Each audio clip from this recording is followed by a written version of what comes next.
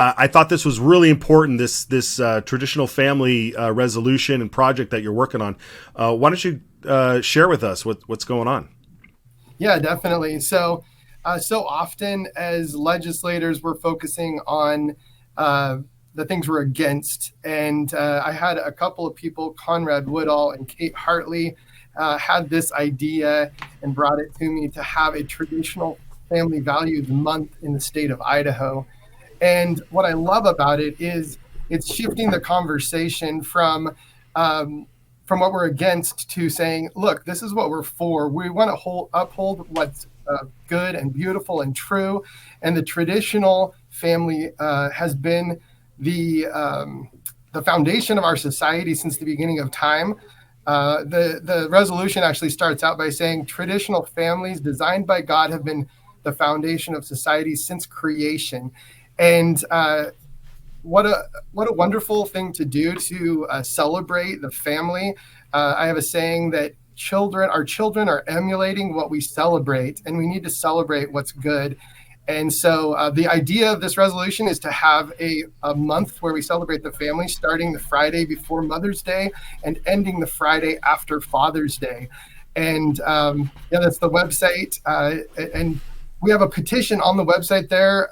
If the listeners would be willing, we'd love you to go on there to read the resolution and to sign the petition for the legislature to pass this resolution in the coming session. Yeah, this is fantastic. Can we scroll down? I think we can see how each week is dedicated to a particular part of the family. And what you said was so true when it comes to when we wrap our kids up in a celebration. If we're celebrating certain things and we're not celebrating other things, they're not going to appreciate the things that we're not celebrating. Yeah. And so this is fantastic. So you got here week 1, celebration of motherhood. Week 2, celebration of sons, brothers, and uncles. Week 3, celebration of daughters, sisters, and aunts. 4 is grandparents, and then you end it with fatherhood and marriage between a man and a woman. So this is a shot across the bow to the folks who are, the cultural warriors who are trying to tear down the traditional family. And this is extremely positive. I see this as what you say, a way to involve children, involve our families in celebrating what is great. So what, how do you want to make sure across Idaho, that this is, codified some way? Yeah, so the resolution would do that, and then the idea would be that each community would find their own way to celebrate it, and that we'd share ideas from one community to the next of how best to celebrate in each one of those weeks. I want to go back to what you mentioned was the attack on the family. In our society right now, there's a study in 2021 that said 17.8% of Americans live in a traditional nuclear family. So that attack that you're talking about has been very effective. And until we start fighting back, I am afraid those numbers are going to continue to get worse.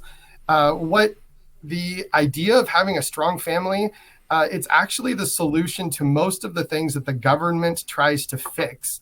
Another part of the resolution says those who build stable families have a higher life expectancy, lower risks of mental illness, alcoholism, domestic violence. The children show lower infant mortality rates, lower risk of drug addiction, and lower incidences of engaging in criminal activities after puberty, higher academic achievement, lower incidence of mental illness, and fewer teenage unwanted pregnancies.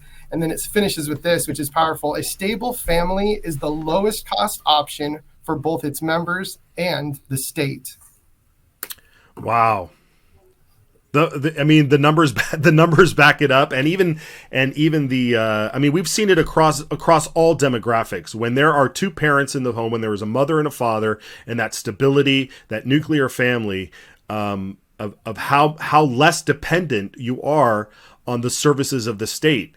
And Yep. Right now, the services of the state, the services of our country are being overwhelmed, not just by the lack of traditional family structures, but also being the strain at the border with all these additional folks coming in is incredible. So this is fantastic. What any early reactions that you're getting by sending this around the Capitol?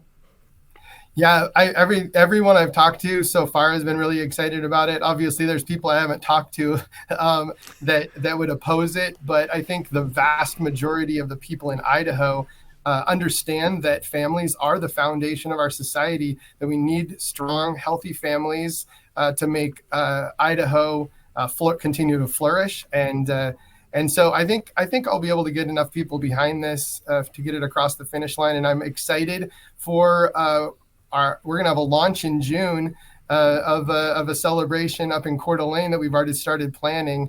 We'll do a fun run to celebrate families and to get that out into our community. And I'm hoping to see that spread across Idaho and then across the United States.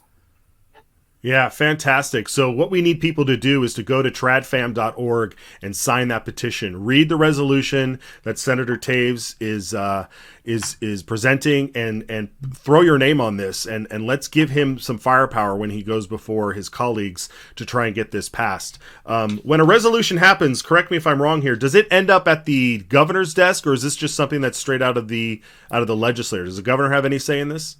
I don't believe the governor has any say in it at all. So I think that it's just a resolution that's passed by the Senate and the House, and then it would be something that obviously we think is important. We'd love for the governor to get behind it as well and say he supports it.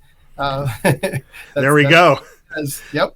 Yeah, let's hear it. Well, I know you're headed over to hear him speak, but let's hear from you, where people can follow you, how they can get in touch with you. Where's the best place to go, if it's tradfam.org or wherever?